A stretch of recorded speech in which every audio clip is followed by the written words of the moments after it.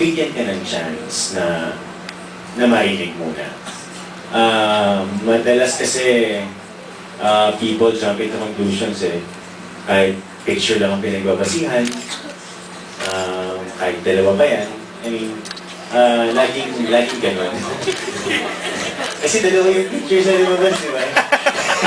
So, ayun, ang lagi kong hiling is pakinggan niyo muna kami. And, halimbawa, kahit hindi itong sa issue na to, but in the future, kung mangyayari man. Kasi hindi naman din kami, di ba, parang hindi naman kami robot, di ba, na pwede mo kaming turuan kung saan kami papunta or uupo ba kami or tatayo. Meron din kaming mga sariling damdamin.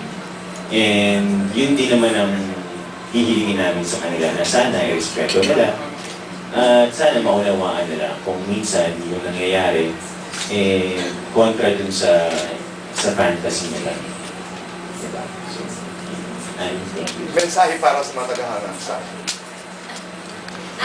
We totally appreciate the fans' concern for us.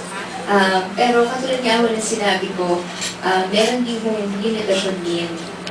Kumbaga, tulad ng sinabi ni Jean-Luc, hindi naman kami po mga robot na para diktahan kung ano yung mga gusto namin gawin, yung mga tuturuan kami kung ano dapat namin gawin o kung sinong tao ang pakikitunguan namin.